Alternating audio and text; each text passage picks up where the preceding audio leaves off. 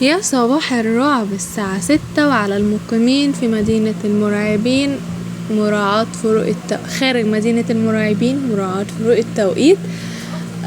طبعا انا غلطت، عادي يا جماعه. ازيكم عاملين ايه؟ رب تكونوا بخير. النهارده معانا فيديو جديد. فيديو النهارده بجد يا جدعان هنلم جامد قوي، فاللي مش هيشوف الفيديو ده هيفوتوا كتير. النهارده اول حاجه طبعا يا ولاد خالتي لازم نشرب حاجه مفيده. انتوا طبعا مالكوش دعوه باللي انا بشربه، انا بشرب نسكافيه. انتوا طبعا كوبايه لبن، كوبايه شاي بلبن، اي حاجه خفيفه كده، ومع حاجه ان انتوا بس تفطروا بيها عشان تعرفوا تركزوا.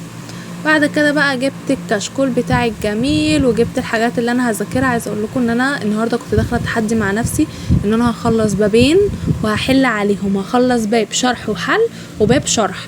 عايزه اقول لكم انا عملت كده. بصوا النهارده هناك الاول اول حاجه كتبت كده بسم الله الرحمن الرحيم، دايما كده سموا في الكشكول كده، خلوا ربنا يستجاب لينا.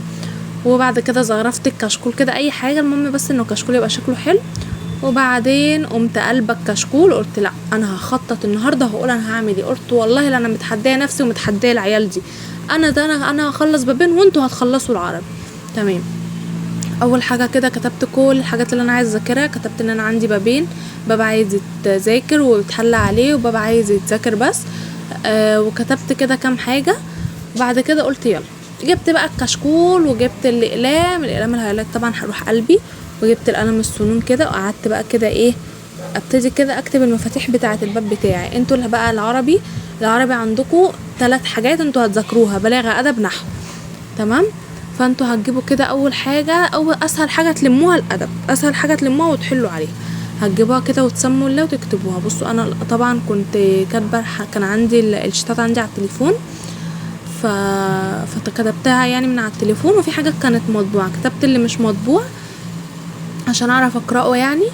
وبعد كده جبت بقى الورق المطبوع معايا وقعدت ذاكرت منه. بصوا بقى انا كنت بذاكر ازاي، ودي اكتر طريقه حلوه جدا في المذاكره. اول حاجه هاتوا الورق قدامكم، طبعا كلكم انتوا معاكم ورق بالعبيط، هاتوا الورق قدامكم واقعدوا اقرأوه كده بالقلم، يعني امشوا كده سطر سطر، كل حاجه تعرفها، كل حاجه معناها. المدارس مثلا الاحياء والبعث سماتها ايه، الرومانتيكيه سماتها ايه، من المؤسس ليها، كل الحاجات دي هتنفعكم جدا بالقلم السنون كده. واعملوا زي ما انا هعمل دلوقتي. بصوا جبت كده الورق المطبوع اهو، بالقلم السنون كده هبتدي ان انا اعلم عليها. ولو حاجه مثلا ايه بتحسوها ان هي معلومه او حاجه بتوصف يعني بتوصف اللي احنا بنتكلم عليه، فبالقلم الهايلايت كده وعلموا عليه. يعني السطرين 3 اللي انا علمت عليهم دول كانوا بيوصفوا الجزء اللي انا بذاكر فيه. تمام. بصوا بقى كده نركن الهايلايت بقى على جنب ونجيب القلم السنون. القلم السنون ده روحي.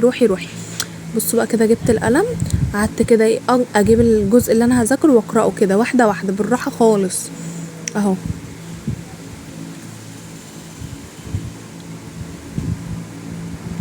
الجزء اللي بحس ان هو مهم بقوم معلمه عليه بالهايلايت. تمام. عايزه اقول لكم ان النهارده والله يا جماعه بجد انا انجزت كتير جدا، فانا اتمنى ان انتوا تنجزوا زي ما انا انجزت وان شاء الله خير. هنا بقى ايه حبيت ان انا اعلم بلون مختلف علشان دي كانت حاجه، يعني دي معلومه ليا انا بقى، غير ان انا اللي بذاكرها، لا دي حاجه تانية كده، حاجه في الحياه عموما يعني. بس وجبت القلم السنون. طبعا السنون كانت معنداني، السن يطلع يتكسر او ما يرضاش يطلع، مش عارفه كان في ايه، بس يعني ايه اشتغلنا برضو، كل الظروف بتحبطنا، بس احنا برضو هنشتغل وهنذاكر وهنجيب مجموع وهنفرح ياسموننا في اخر السنه ان شاء الله. بصوا الهايلايت روحي. لو قلت لي بتحبي اقول لكم احب الهايلايت كده كتير قوي. لازم كده اشخبط في الكشكول وفي الورقه وفي كل حاجه بالهايلايت. بعد كده بقى جبت الكشكول، كتبت كل بقى اللي انا قرأته ده، كتبته كده وفهمته وخلاص الدنيا تمام. طبعا انا بقرأ وبفهم عشان بعد كده هطبق بالحل. انا مش بقرأ وبفهم واقول خلاص انا كده تمام، لا انا لازم اطبق بالحل، لان الحل هو اللي هيخليكوا تستوعبوا المعلومه تثبت في دماغكم. انا مش بتكلم عن العربي بس، انا في كل ماده هنزل لكم قبلها فيديو. بس والله العظيم انتوا لو عملتوا زي ما انا بقول لكم انتوا يعني، والله يا جماعه انا كان نفسي حد يقول لي المعلومات دي. انا والله ما ببخل عليكم بمعلومه، بس فعلا الحل الكتير هو اللي هيخليكم تجيبوا مجموع وهيخليكم تقفلوا. كتر ما هتحلوا هيخليكم تشوفوا افكار كتير واسئله كتير وتعرفوا الافكار كلها. بس فانتوا اعملوا اللي عليكم وسيبوا بقى على ربنا. وذاكروا كده وان شاء الله خير. خلاص كده كتبنا كتبت بقى كل حاجة وهفضل اكمل بقى. عايزة اقول لكم ان انا كان عندي مذاكرة بابين، عشان انا اخر امتحان ليا السنة دي ان شاء الله يوم 25، يعني تقريبا هيبقى مش عارفة هيبقى عندكم امتحان ايه، بس هو تقريبا هيبقى عندكم جغرافيا تقريبا، مش عارفة، بس هيبقى عندكم امتحان انتوا اليوم ده. تمام، كتبنا كده. هنيجي بقى دلوقتي جبنا بقى الجزء التاني. بصوا بقى خلاص هنجيب الكشكول كده زي ما قلت لكم، هقرا واعلم، والحاجه المميزه اقوم عامله عليها دوريه عشان ابقى عارفاها. خلاص خلصت اقوم جايبه الكشكول وكاتباها حاجه مهمه وحاسه ان هي عايزه اتعلم عليها بالهايلايت كده وعلمي.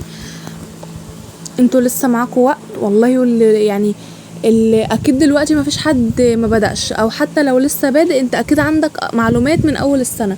فانت اعمل بس زي ما بقولك، ذاكر الادب كده وخلصه. الادب اصلا ما ياخدش معاك يومين، والله العظيم يا جماعة الادب اصلا يخلص على طول. ده الادب ده كانوا المدارس بتتغنى، احنا بنحفظ الاغاني زي بسرعة. فانت يعني لو جبت اغنية للادب للمدارس من على اليوتيوب هتحفظه، تبقى انت خلصته تحل عليه، تفرمه حل. اللي تخلصه افرمه حل، اي فرع تخلصه حل عليه كتير، ده هيسهل لك كتير اول لما تيجي تحل الشوامل يا جماعة. يعني بصراحة لا لازم تحلوا كتير. واللي مش في جروب التليجرام يروح جروب التليجرام، عشان بنزل لكم هناك جرايد الجمهورية، وبنزل لكم اسئلة وامتحانات وبوكليتات، كل الحاجات اللي بتوصل لي للثانويه العامه. والله يا جماعه ربنا يعلم ان انا ما ببخلش عليكم بمعلومه، ولو حاجه انا بقدر اساعد فيها ما ببخلش. خلاص كده زي ما قلت لكم، خلاص بقى انتوا عرفتوا. هنجيب الكشكول هنعلم كده والدنيا تمام. بعد كده بقى طبعا ده كان عدى وقت طويل جدا، بس طبعا انا مختصره. جبت الكشكول وقلبته كده، انا كنت خلصت الباب الاول وخلصت الباب التاني، كان فاضل بقى ان انا احل عليه. فدلوقتي بقى هحل معاكم، عشان برضو انا وعدتكم من اول فيديو. جبت بقى الشيت المفروض انا هحل فيه. يلا يا جدعان يلا.